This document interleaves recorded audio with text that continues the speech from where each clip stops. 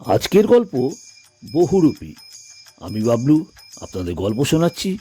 গল্প বহুরূপী। শিবনারায়ণ ব্যানার্জি ওরফে সাবুবাবু আজ সকালবেলায় কালুর চায়ের দোকানে বেঞ্চে বসে আওয়াজ দেয়, কালু, একটা স্পেশাল চা, চিনি ছাড়া দে।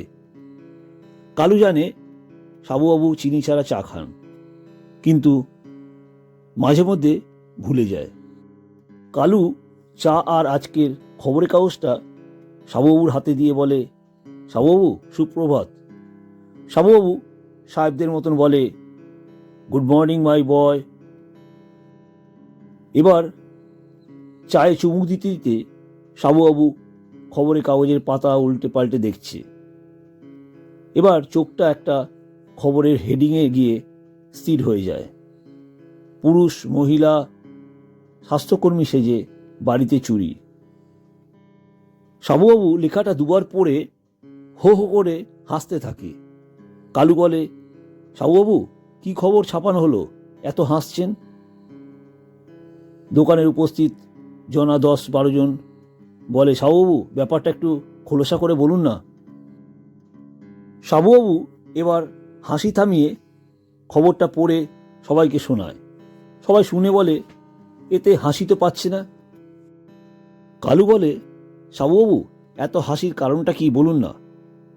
সাবুবাবু এবার বলা শুরু করে, তাহলে একটা সত্য ঘটনা শুনবি তো বস। ছড়িয়ে ছিটে যারা ছিল সবাই এসে বেঞ্চে বসে পড়ে। কালু এর মধ্যেই সবার হাতে চা ধরিয়ে দেয়। সাবুবাবু বলা শুরু করে, এই গল্পের হিরো নামটা আগে নাই বা বললাম। বেশ কয়েক বছর আগে ঘটনা। আমাদের পাড়ার শেষ মাথায় তপেন ঘোষ নামে এক ভদ্রলোক বাড়ি কিনে আসে। অনেকের মুখে শুনেছি তপেনবাবু হাড় কিপ্পন লোক। মাস 6 পর তপেনবাবুর ছেলের বিয়ে ঠিক হয়। ভদ্রলোক পাড়ার অনেককে বেছে বেছে নিমন্ত্রণ করে। আমাদের হাড়ভাঙা ক্লাবের আমাকে আর রানাকেই নিমন্ত্রণ করে। যারা যারা বেশি খেতে পারে তাদের নিমন্ত্রণ করেনি।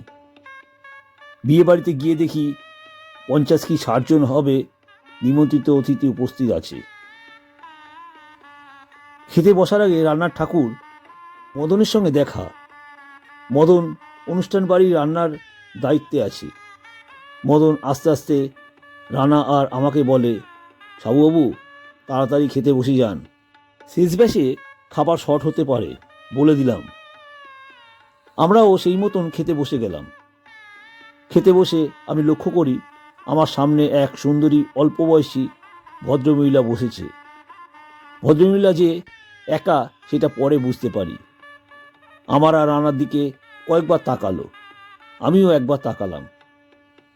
মহিলা চোখে চোখ পড়তে মহিলা একটু হাসলো, আমি একটু হাসলাম। এই দেখা দেখি পর্ব অনেকক্ষণ ধরে হচ্ছিল। আমি জিজ্ঞাসা করলাম, আপনি কোন পক্ষের? মহিলা মুখে কোনো উত্তর না দিয়ে একটা টিস্যু পেপার নিয়ে আমার বুক পকেটে রাখা পেনটা নিয়ে ঘসঘস করে কী সব লিখে আমার দিকে টিস্যু পেপারটা এগিয়ে দেয়। বেশ কৌতূহলবশত আমিও টিস্যু পেপারটা খুলে দেখলাম বলে সাবুবাবু চুপ করে যায়। যারা শুনছিল তারা এবার একসাথে বলা শুরু করে, সাবুবাবু চুপ করে গেলেন কেন? টিস্যু পেপারে কি লেখা ছিল? সাবুবাবু এবার হেসে বলে, টিস্যু পেপার খুলে দেখি লেখা, আমি কৃষ্ণপক্ষের। আমি বললাম, আহা, তুমি কি কথা বলতে পারো না? আমি বলতে চাইছি তুমি বরপক্ষ না কনে পক্ষের। মহিলা মুখে কোনো উত্তর না দিয়ে আবার টিস্যু পেপারে ঘসঘস করে লিখে কাগজটা আমার হাতে দেয়। একটু রাগে কাগজটা খুলে দেখি তাতে লেখা, প্রথম উত্তর, আমি বোবা, কথা বলতে পারি না। আর দ্বিতীয় প্রশ্নের উত্তর, আমি উভয় পক্ষের। সাবুবাবু বলে, মেয়েটা বোবা, তাই আমার রাগ কমে গেল। কিন্তু উত্তরগুলো শুনে আমার বড্ড রাগ হচ্ছিল। ভাবলাম যাগ্গে মরুগ্গে। এদিকে রানা আমায় আস্তে আস্তে একটা কথা বলল। আমি তাই মহিলাকে জিজ্ঞাসা করি, তা তুমি বোবা কবে থেকে? আবার কাগজে লিখে উত্তর দিল, আমি বোবা কেন সেটা পরে বুঝতে পারবেন। কাগজের নিচে একটা কথা লেখা, বিশেষ দ্রষ্টব্য, আপনারা বাড়ি যাওয়ার সময় আমাকে সঙ্গে করে নিয়ে গেলে আমি খুশি হব। তাছাড়া আমি এ পাড়ায় নতুন, গতকাল আমার বিয়ে হয়েছে। আমার স্বামীর নাম ঘটেশ্বর ব্যানার্জি, ওরফে ঘেটু। সাবুবাবু লেখাটা পড়ে গেল ভীষণ রেগে, বলে, বেটার ছেলে, আমাদের না জানিয়ে বিয়ে করা? ঘেটু, তোর বিয়ে করাচ্ছি, এ বিয়ে আমরা মানি না, মানব না। রানা বলে, রাতে ঘেটুদার সঙ্গে দেখা করে বাড়ি ফিরব। এবার খাওয়া শুরু হলো। যে যার মতন আমরা খেতে ব্যস্ত। হঠাৎ রানা আমাকে কনুই দিয়ে গোতা মারছে। আমি রানার দিকে তাকাই। রানা ইশারা করে দেখায় সামনের ভদ্রমহিলা অর্থাৎ ঘেটুর বউকে। ঘেটুর বউয়ের খাবার দেখে আমি ভিমড়ি খেয়ে যাচ্ছিলাম। মাংস প্রায় কেজি 3 খেয়ে ফেলেছে। মাংসের হাড় পাহাড়ের মতো উঁচু করে ফেলেছে। যে ছেলেগুলো খেতে দিচ্ছিল তারা বেশ মজা পেয়েই বলে, বৌদি আর 4 পিস মাংস দেবো? মহিলা অর্থাৎ ঘেটুর বউ মাথা নেড়ে বোঝাচ্ছে। এরপর রসগোল্লা প্রায় 100 পিস খায়। আমরা খাবো কি? ঘেটুর বউয়ের খাবার দেখে আমাদের পেট প্রায় ভর্তি। রানা বলে, সাবুবাবু, ঘেটুদার বউ, তা ঘেটুদাকে চ্যালেঞ্জ দিতে না পারলে আমাদের বৌদির মান সম্মান ধুলোয় মিশে যাবে না? বৌদির সব গুণ আছে, শুধুমাত্র কথা বলতে পারে না, এই আর কি। ঘেটুর বউয়ের খাবার দেখতে পাত্রের বাবা তপন ঘোষবাবু 2-3 বার দেখে যায়। সাবুবাবু কিছু একটা মনে পড়ে। রানাকে বলে, রানা, এই তপনবাবু তো ঘেটুকে নিমন্ত্রণ করেনি। রানা বলে, একদম ঠিক কথা বলেছেন। রানা বলে, তার মানে ঘেটুদা না এসে ও বৌদিকে পাঠিয়েছে এদের জব্দ করবে বলে। ভালো করেছে, ঘেটুদাকে বাদ দিয়ে বিয়ে। আজ খাওয়ার আইটেম নিশ্চয়ই শর্ট পড়বে, সাবুবাবু দেখে নেবেন। খাওয়ার পর্ব সমাপ্ত করে মুখে পান দিয়ে আমি আর রানা প্যান্ডেল থেকে বেরিয়ে যাই। আমরা ভুলেই গিয়েছিলাম ঘেটুর বউকে সঙ্গে করে আনব। হাত বিশেক হাঁটার পর সামনের রাস্তায় দাঁড়িয়ে আছে ঘেটুর বউ। সাবুবাবু বলে, বৌমা, আমি তোমাদের কথা সত্যিই ভুলে গেছিলাম, কিছু মনে করো না।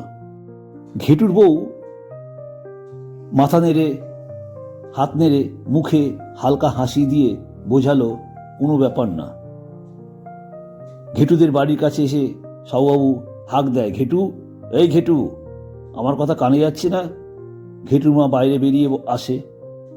সাবুবাবুকে দেখে ঘেটুর মা বলে, ও সাবুদা যে। সাবুবাবু ঘেটুর মাকে বলে, বোন, এটা তুমি কি করলে? কাউকে না জানিয়ে রাতারাতি ঘেটুর বিয়ে দিয়ে দিলে একটা বোবা মেয়ের সঙ্গে। অবশ্য তাতে কোনো সমস্যা হবে না, কিন্তু এই সাবুবাবুকে না জানিয়ে ঘেটুর বিয়ে করলো কি করে? ডাকো ঘেটুকে। সাবুবাবু ডাক দেয়, এই ঘেটু, বাবা ঘেটু, বিয়ে করার সময় লজ্জা লাগলো না? এখন আমাকে মুখ দেখাতে যত লজ্জা, বাড়ির বাইরে বেরাবি, না হলে বৌমাকে আমাদের বাড়িতে নিয়ে যাব। সাবুবাবু রাগে বলে, বৌমা, তোমার নাম কি? ঘেটুর বউ বলে, আমার নাম ঘেটু। সাবুবাবু চমকে যায়, বলে, তোমার নাম ঘেটু? আরে ঘেটু তো তোমার স্বামীর নাম, তোমার নাম ঘেটুর বউ। সাবুবাবুকে জড়িয়ে ধরে বলে, সাবুবাবু, আমি ঘেটু। রানাকে বলে, এই রানা, আমায় চিনতে পারছিস না? ঘেটুর মা দিদি হাসতে থাকে। এবার সাবুবাবু লজ্জায় পড়ে বলে, হারামজাদা, আমাকে বোকা বানানো? তাই ভাবি এত খাবার তো একমাত্র আমাদের ঘেটু ছাড়া কেউ খেতে পারবে না। ঘেটু সাবুবাবুর পায়ে হাত দিয়ে নমস্কার করে বলে, আমার বিয়ে আপনাকে ছাড়া সম্ভব হবে না।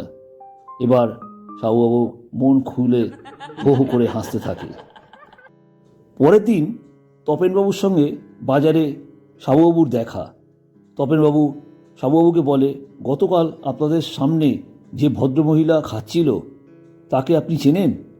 সাবুবাবু বলে, একদম চিনি না, মানে এর আগে কোনো দিনই আমি দেখিনি, হয়তো কন্যাযাত্রী কেউ হবে। তপেনবাবু বলে, না, বৌমাকে জিজ্ঞাসা করেছিলাম, ও বলল বাবা আমাদের কেউ না। এত খেতে পারে একটা মহিলা? তপেনবাবু বলে, জানেন সাবুবাবু, ওই মহিলা প্রায় 15 জনের খাবার খেয়ে নিয়েছে, রাতে আমাদের খাবার কম পড়ে যায়। এবার কালুর দোকানের উপস্থিত সবাই হো হো করে হাসতে থাকে। সাবুবাবু কালুকে বলে, আমার একটা চা খাতায় লিখে রাখ কালু, এখন আসি, ক্লাবে যেতে হবে।